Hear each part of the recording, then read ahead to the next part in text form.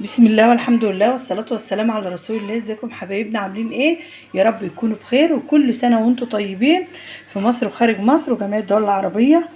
النهاردة بإذن الله احنا هناخدكم معانا كده من اول الصبح لحد اخر النهار. فاول حاجة احنا هنعملها هنبل النهاردة بلح. البلح ده انا غسلاه كويس. معايا شفشق في مية اهو، واحد تاني هبل فيه. وده البلح انا عارف مية عشان الاتربة او اي حاجة فيه. غسلته كويس وعملته عشان لو في اي تراب او اي حاجه تطلع كده. هشيله بقى اصفيه وهنحطه في الشفشق ده كده. بقى البلح انا غسلته وصفيته وحطيته في الشفشق اللي انا هنقعه فيه. احنا بنحط اهو، نحط عليه بقى الميه، بنحب نحط عليه احنا. هو البلح له طرق كتير وهقول لك عليها، بس الطريقه دي احنا بنحبها وقد سكر عشان يبقى كده البلح انا عملت له كل حاجه هو عايزها. اهو ده البلح وحطيت عليه السكر بتاعه واحط الغطا. وانتوا عارفين ان الجو برد بقى، محدش هيحط تلج دلوقتي، بنسيبه على الرخامه كده. واخر النهار بقى عايزين نحط عليه زبيب، مكسرات، سوداني، حاجات من دي ماشي. الطريقه التانية دي الطريقه اللي احنا بنحبها. ليه؟ لان احنا اللبن ما بنملش له على البلح. انت ممكن تغلي اللبن وتحطه على البلح كده. البلحه بتطرى وتيجي اخر النهار تضربيه وتقدميه البلح باللبن مضروب في الخلاط، او تعملي البلح قطع زي ما احنا مكسرينه كده وتحط عليه لبن وخلاص وشويه مكسرات، زبيب على جوز الهند على سوداني. الطريقه الثالثه اللي هي دي اللي احنا بنحب على ميه كده وسكر وخلاص. ده بالنسبه للبل. انا بليت بلح. ان شاء الله النهارده هنعمل هنعمل فراخ بانيه وشويه رز بالخلطه. الطبق البانيه اللي احنا كنا مفرزينه معاكم هنطلعه ان شاء الله. انا طلعته يفك وهنقعه بقى نقع كويس كده. وعشان نتبل الفراخ بتاعتنا خليكم معانا حبايبي. ده الصدر اللي احنا كنا صدر الفرخه اللي احنا كنا خدناه وعملنا منه بانيه معاكم من ضمن التفريزات بتاع رمضان ان شاء الله. فهو ده الصدر انا طلعته فك ونقعته تاني في ليمون وبرتقال برضو، وبعدين حطيته على مصفى صفى مش منزل اي ميه وابيض وزي وفل وجميل اهو. دلوقتي احنا هنتبل البانيه بتاعنا عشان تاكليه وتشم ريحته كده من على بعد من وانت بتعمليه. المقادير بتاعتنا معانا صدر الفرخه، معايا شفشق الخلاط، دي علبه زبادي الصغيره، وبصلايه صغيره ازاي بس هتفرق معاكي في الطعم بتخليه جميل، فص توم واحد وطماطمايه وعلبه زبادي ومعلقه مستردة. الازازه هاخد منها معلقه، وده كيس مايونيز هاخد منه معلقه، ومعايا ده ملح، ده توم بودره وبصل بودره، فلفل اسمر، سنه كاري، بس مش اكتر من كده يا جماعه. كل الحاجات دي هنحطها في الخلاط وهضرب كويس، لان انا عايزه البصله هي صغيره بس انا عايزاها تبقى ناعمه كريميه. لان انت في خطوه تانية لو انت مش حابه تضربي كله مع بعضه، ممكن تضربي الفص توم والطماطميه والبصلايه لوحدهم لو انت ضرباهم خشن، وتاخدوا الميه بتاعتهم تصفوهم على مصفى وتحطوهم على الفراخ، وترجعي بقى تضيفي عليها البهارات اللي هي الفلفل الاسمر، الكاري، التوم البودره والبصل البودره ومعلقه المستردة ومعلقه المايونيز هنا بعد ما نصفي. لو انت حابه انا هعمل كده كله في الخلاط لانه كده كله بيشرب من بعضه. هنضرب كله في شفشق الخلاط الوقت، الزبادي على البهارات على البصلايه على الفص توم واحد بس بينكيها وخلي طعمها جميل وخلاها قوي. ومعانا خل، هحط برده معلقه خل في شفشق الخلاط. ودي ليمونه يا جماعه، هشيل بذر واعصر العصير بتاعها في الشفشق. وهنضرب كل ده كويس وهنحطه على، هتبقى تتبيله رهيبه وخطيره دي من الاخر بقى تبقى جميله. انا حطيت دي معلقه مايونيز اهي، وده معلقه مستردة اللي اتحطت في الارضيه، وده الكيس ده كان باقي عندي بس فيه يعني حاجات بسيطه هعصرها كده، هي معلقه بس مش عايزه اكتر من كده، حاجه بالطعم الحاجه بس مش اكتر من كده. ومعايا الملح والبهارات اهما.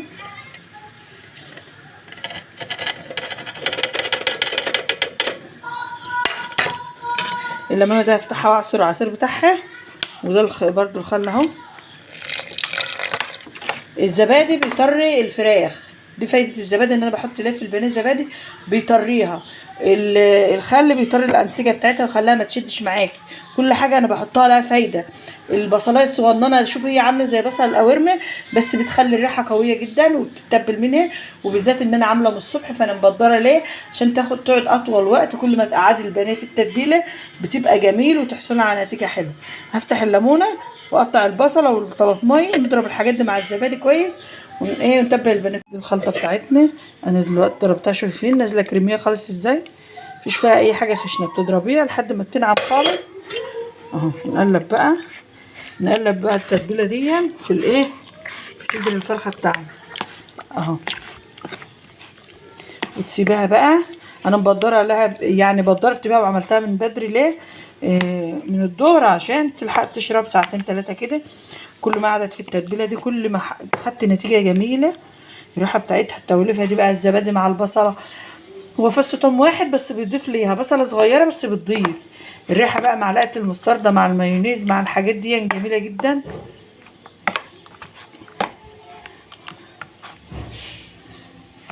هسيبها بقى واغطي عليها دلوقتي، واما تتبل هرجع لكم تاني علشان ايه هنكمل بقيه الايه الوصفه بتاعتنا. خليكم معانا.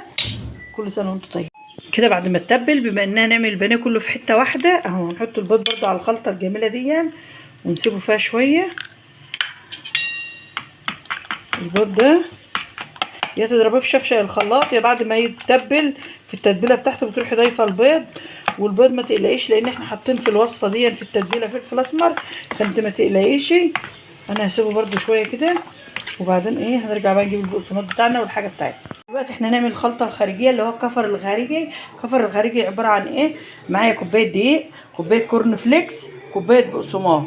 البقسماط ده يا جماعه كان عيش فينو عندي وانا حمصته في الفرن وطحنته في الكبه.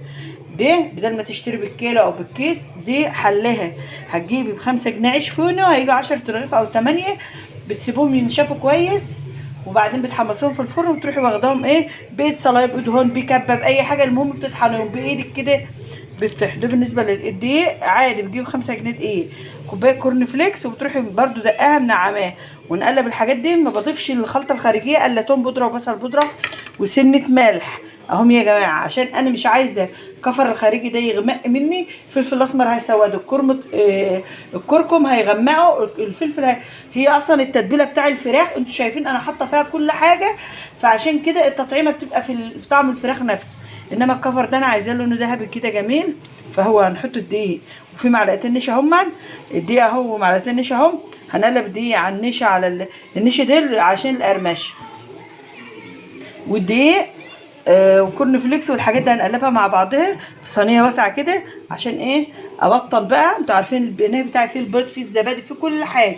يعني انا هشيل من البوله على الخلطه دي بس بعد ما اقلبها ببعضها واركنها في التلاجة شويه تشمع وبعدين نقلي البانيه كده. في الوقت ده بعد ما البانيه بتاعنا اتبل وانا قلبت البقسماط في النشا في الدقيق في الكورن فليكس في كل حاجه، هنعمل ايه شوكه زي دي كده وباخد منها القطعه عشان ايديا تفضل نضيفه ونبطط كده. نضغط كويس علشان نشيل اكبر كميه كفر او بقسماط وعشان ما تفكش مني. ويبقى معايا طبق اهو انفضها بقى من اي اهو كده تبقى جميله بقى. واحده تانية برضو شوكه كده واشيل بقى القطعه واصفيها اهو، عشان حتى تحسبا ان انت لو فاض منك خلطه من خلطه البقسماط على النشا على الكورن فليكس دي نعينها في كيسه او في برطمان للمره الجايه ما تبقاش مبلوله ولا حاجه اهو. بطل اضغط كويس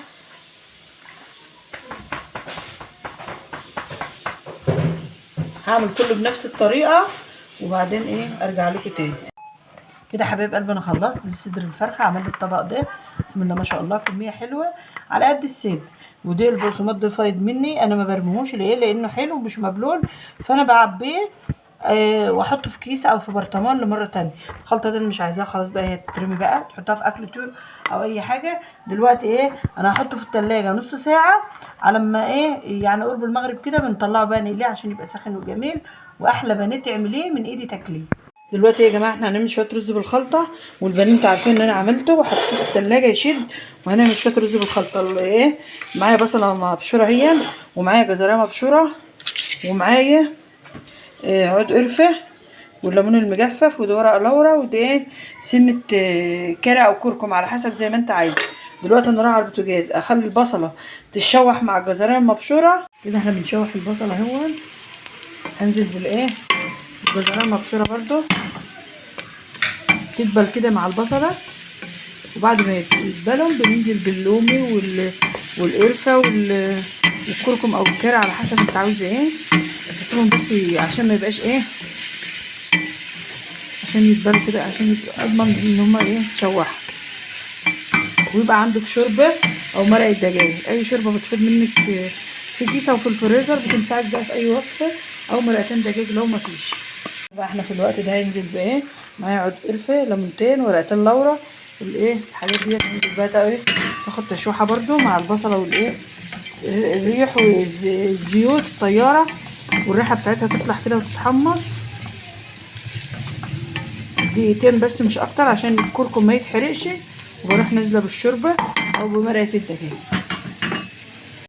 انا في الوقت ده عندي شوربه بايته، انا ايه هحطها.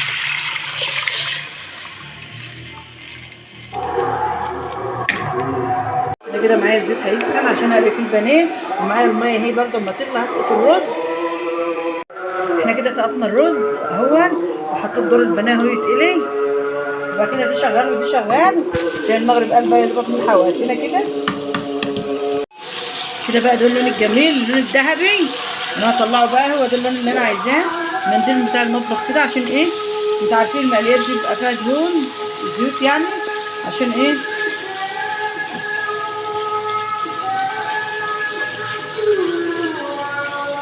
هطلعه بقى كده. انا قليت البانيه معانا جميل اهو، وده البلح بتاعنا هنصبه بقى، ودي السلطه ودي المخلل، حاجتي جاهزه يا دوبك بقى الرز بيتردد وهنغرف الاكل معاكم كده يا حبايب قلبي. احنا خلصنا.